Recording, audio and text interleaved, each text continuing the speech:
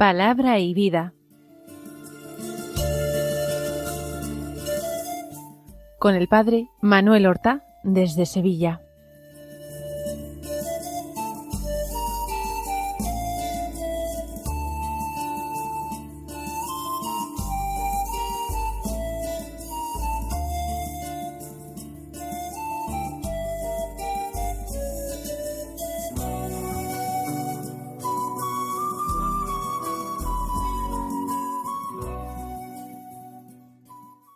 En el nombre del Padre, y del Hijo, y del Espíritu Santo. Amén. Alabados sean Jesús y María.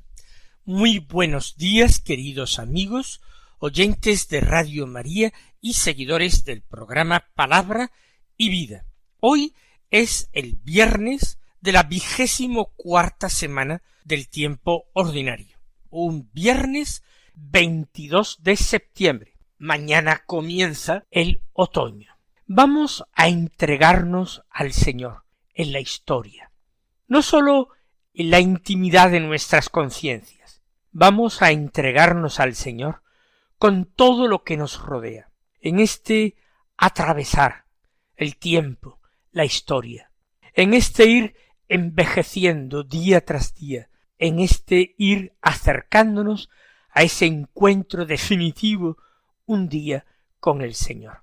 Cada estación del año tiene sus propias fiestas, sus propias solemnidades. Nosotros reconocemos que el tiempo en el que caminamos es algo santo, porque es lugar de encuentro con el Señor. Recordamos que la revelación Dios no nos la ha hecho simplemente enviándonos desde el cielo un libro sagrado. La revelación la ha ido haciendo en la historia, hablando a los antepasados de Israel, haciéndose hombre en las entrañas de María Purísima, y que el Espíritu Santo, que se derramó sobre la Iglesia naciente, sigue actuando en los cristianos de hoy y en el mundo entero, según esos planes providenciales de Dios, que no son tan misteriosos, tan imprevisibles, tan desconocidos. Escuchemos ahora la palabra de Dios que se proclama en la misa de hoy.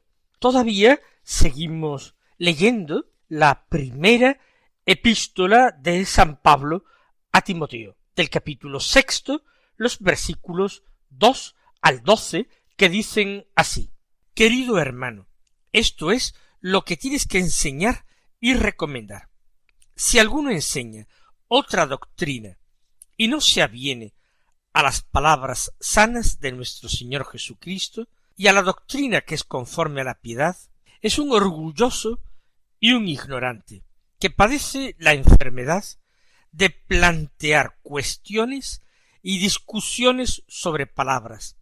De ahí salen envidias, polémicas, blasfemias, malévolas suspicacias, altercados interminables, de hombres corrompidos en la mente y privados de la verdad, que piensan que la piedad es un medio de lucro. La piedad es ciertamente una gran ganancia para quien se contenta con lo suficiente, pues nada hemos traído al mundo, como tampoco podemos llevarnos nada de él. Teniendo alimentos y con qué cubrirnos, contentémonos con esto.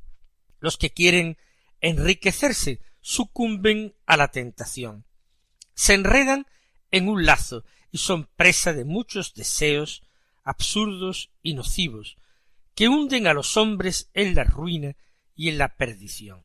Porque el amor al dinero es la raíz de todos los males, y algunos, arrastrados por él, se han apartado de la fe y se han acarreado muchos sufrimientos.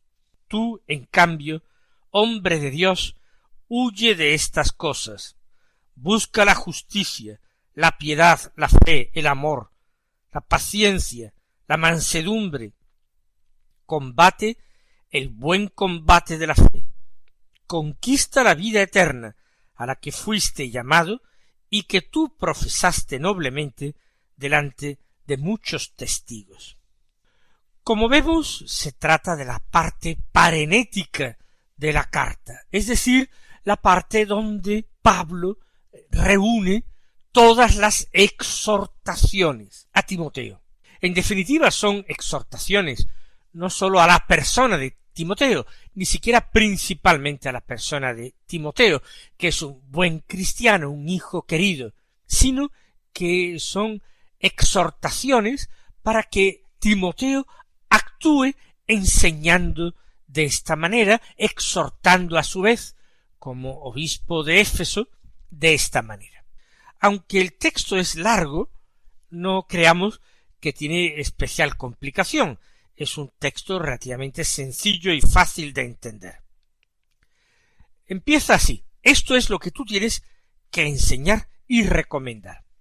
Es decir, el obispo tiene que estar bien atento a la realidad, a las necesidades de su rebaño, de esa porción del pueblo de Dios que le ha sido encomendada. Él tiene que estar vigilante. Recordaba yo hace unos pocos días cómo en griego la palabra episcopos significa inspector.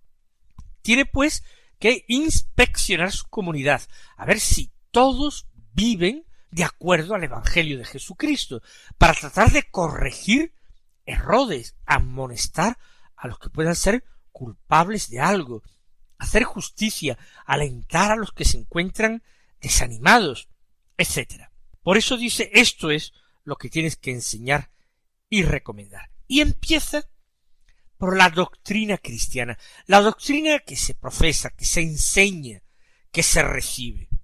Y advierte: si alguno enseña otra doctrina, ¿otra qué significa? ¿Cuál es esa otra?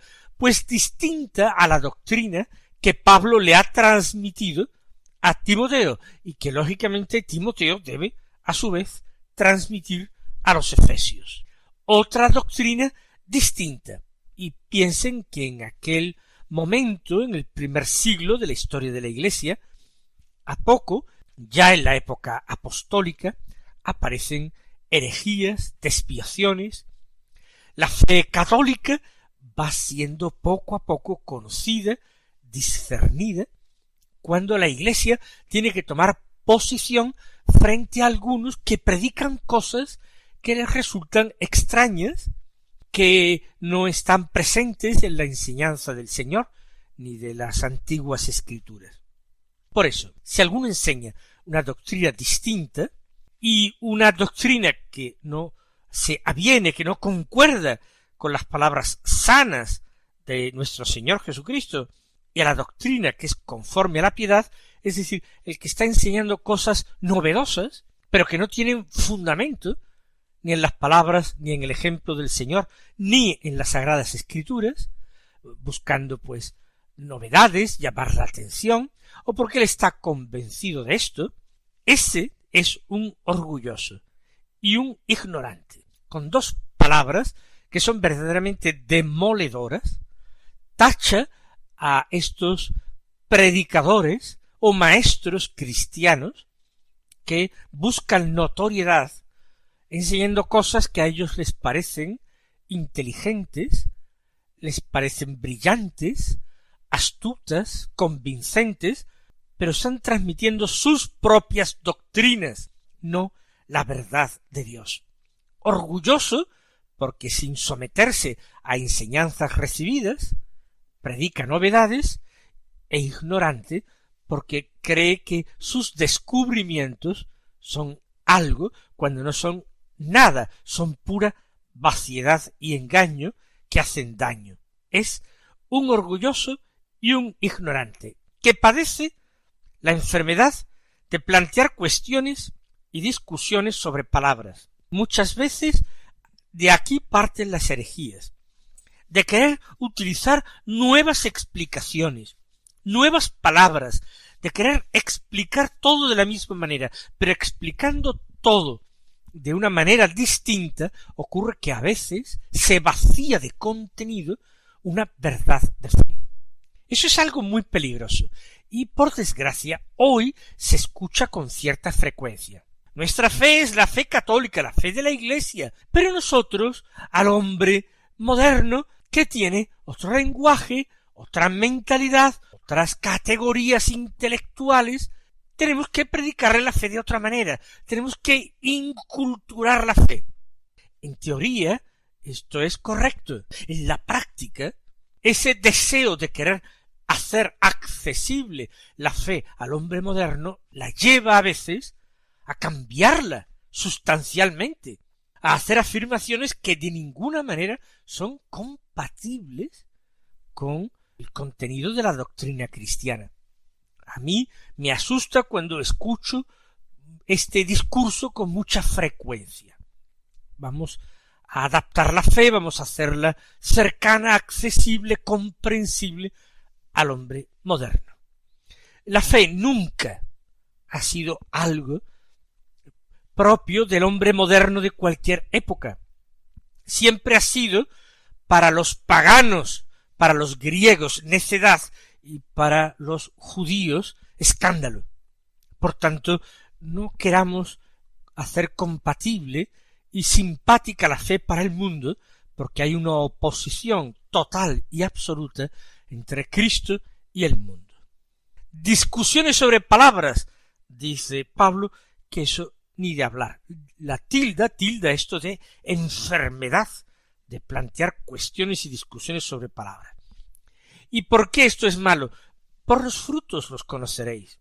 Recuerda San Pablo, de aquí surgen envidias, polémicas, blasfemias, malévolas suspicacias, altercados interminables de hombres corrompidos en la mente y privados de la verdad. Fíjense todo lo que dice. Envidias, a ver quién tiene más éxito predicando doctrinas más nuevas, más brillantes, envidias, polémicas, enfrentamientos entre los partidarios de uno o de otro, de distintos maestros, o falsos maestros, blasfemias, porque en definitiva se blasfema a veces de la revelación del Señor, y se la niega, se la interpreta de tal manera que pervierte su sentido. Malévolas suspicacias entre unos y otros, altercados interminables, peleas de hombres corrompidos en la mente, han perdido la verdad y se han sometido a doctrinas humanas, a veces inventadas por ellos mismos o por otros hombres, que piensan que la piedad es un medio de lucro, algunos dedicándose a esto, dedicándose a la teología, dedicándose a la enseñanza religiosa, viven de esto, de tal manera que tener éxito para ellos es positivo, porque les garantiza un nivel de vida, les garantiza un medio de vida. Por eso dice Pablo que la piedad para ellos se convierte en un medio de lucro, de ganarse la vida. Pero luego dice la piedad es ciertamente una gran ganancia para quien se contenta con lo suficiente. Pablo, no solamente en esta carta, sino en otras, no condena en absoluto que el apóstol, que el predicador, el misionero cristiano, viva mantenido por la comunidad de sus enseñanzas, de su entrega a la misma comunidad. Eso está justificado plenamente, pero que sea alguien que se contenta con lo suficiente, no que pretenda hacer negocios o vivir con un gran nivel. Nada hemos traído al mundo, recuerda el apóstol, tampoco podemos llevarnos nada de él. Desnudos vinimos a este mundo y sin nada dejaremos también este mundo. Teniendo alimentos y con qué cubrirnos, contentémonos con esto. Pablo predica la austeridad en estado puro, las necesidades fundamentales satisfechas, tener de qué comer, con qué cubrirse ropa y un techo bajo el cual morar, estará cubierto, teniendo satisfechas estas necesidades. Lo demás ¿Qué importancia tiene? Contentémonos con esto. Sobre todo el maestro cristiano, el predicador cristiano, tiene que unir al testimonio de su palabra el testimonio de un comportamiento santo, correcto, amador de la pobreza de Cristo, muy alejado de cualquier apariencia siquiera de avaricia, de codicia. Los que quieren enriquecerse, continúa escribiendo, sucumben a la tentación, se enredan en un lazo y son presa de muchos deseos absurdos y nocivos que hunden a los hombres en la ruina y en la perdición. Todos estos inconvenientes, todas estas tentaciones, las padecen quienes quieren enriquecerse, quienes ponen como meta las ganancias materiales. Esos van a estar muy sometidos a tentaciones, aunque ellos en principio tengan buena doctrina. Si quieren vivir de la predicación de la doctrina y quieren, pues, esto medrar a costa de ellos, es un lazo, se enredan en un lazo, presas de muchos deseos absurdos y nocivos. Porque, y esta es una frase que se cita con frecuencia de Pablo, por su rotundidad, por su claridad, porque el amor al dinero es la raíz de todos los males, y algunos arrastrados por él se han apartado de la fe y se han acarreado muchos sufrimientos. De hecho, Jesús ya había prevenido muy claramente contra el amor a las riquezas. Ya el Señor había dicho que es difícil les es a los ricos entrar en el reino de los cielos, y los apóstoles se habían espantado ante estas palabras y habían comentado: pero entonces, ¿quién puede salvarse? Pablo apunta exactamente en la misma dirección que Jesús. Es funesto poner mucho empeño, mucha atención, muchos cuidados a las riquezas materiales. Dice el apóstol a Timoteo que el amor al dinero es raíz de todos los males. Pone no a la soberbia como la raíz de todos los males, pone más bien en la lista de pecados capitales a la avaricia. De alguna manera el soberbio es avaricioso de honra y de poder, pero esa avaricia de riquezas que sean materiales o incluso espirituales, ese afán de riquezas, ese amor a las riquezas es raíz de todos los males. Y en la práctica Pablo ha visto que muchos, dejándose arrastrar poco a poco por este amor al dinero, se han apartado de la fe y han incurrido y se han acarreado muchos sufrimientos. Ahora, después de la censura de estos comportamientos malos, bien de los hombres que pervierten la doctrina y se engañan a sí mismos y engañan a los demás, bien aquellos que buscan sólo el lucro, medrar las ganancias, las riquezas, despachados estos dos grandes inconvenientes, estos dos grandes lazos en los que son cazados los incautos, Pablo se dirige ahora directamente a su hijo querido Timoteo, el episcopo o obispo de la comunidad de Éfeso. Tú, Timoteo, en cambio, hombre de Dios, bonita forma que tiene de llamarlo. Pablo aprecia sinceramente a Timoteo, le tiene un cariño muy particular, porque han pasado años juntos y conoce a Timoteo desde que Timoteo era adolescente y se fue con él. Pablo era célibe, no estaba casado, no había tenido hijos. Timoteo, a pesar de la gran diferencia de edad, fue lo más parecido a un hijo que tuvo Pablo, y lo acompañó en sus viajes, en su ancianidad. Lo quería extraordinariamente, y Pablo le correspondía este cariño. Hombre de Dios le llama, porque conoce la sinceridad y el fervor de Timoteo.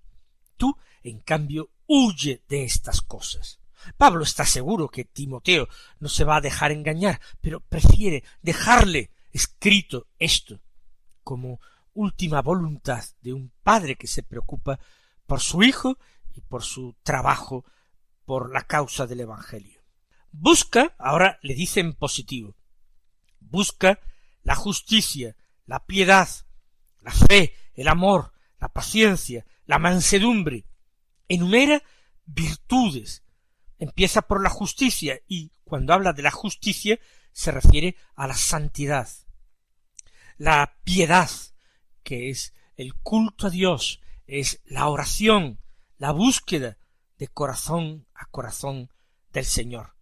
La fe, el amor son virtudes teologales, la paciencia y la mansedumbre, porque hay que mantener alejada la ira, la cólera, los malos modos, la arrogancia, la prepotencia, el deseo de poder. Mansedumbre y paciencia para tratar con todos y hacerse amable y querido por todos. Y ahora sigue diciendo Pablo, y son palabras memorables. Combate el buen combate de la fe. Pablo ha comparado siempre la vida cristiana como una carrera que se disputa en un estadio entre diferentes atletas. Lo ha comparado la vida cristiana como un pugilato entre dos luchadores. Ahora dice combate, el buen combate de la fe. ¿Por qué es combate? Porque requiere esfuerzo y porque uno, incluso a pesar de que alcance la victoria, se lleva también golpes, y golpes dolorosos. Es imposible vencer en un combate sin recibir heridas y golpes. Por tanto, la comparación es muy exacta. Combate el buen combate de la fe, conquista la vida eterna. Es ese término militar, conquista. El reino de los cielos, Jesús dijo, padece violencia, y los violentos lo arrebatan. Quien pone todo empeño, todo su deseo en alcanzar el reino, ese hace violencia al cielo con sus plegarias y se hace violencia a sí mismo para no dejar de correr hacia adelante, hacia el premio al que Dios le llama en Cristo Jesús. Busca todas las virtudes, combate el combate de la fe, conquista la vida eterna, a la que fuiste llamado, y que tú profesaste noblemente delante de muchos testigos. Claro, él profesó la fe cristiana en el momento de su bautismo, era hijo de una madre y de una abuela cristianos, profesaría la fe posiblemente cuando el mismo Pablo le impuso las manos, imponiéndole las manos, lo hizo obispo para destinarlo a presidir la comunidad de Éfeso. Por tanto, a la vida eterna fue llamado Timoteo, y la fe la profesó noblemente delante de muchos testigos. Ojalá estas mismas cosas nosotros nos las tomemos como un mensaje personal de Dios para nosotros. Que Él os colme de bendiciones y hasta mañana si Dios quiere.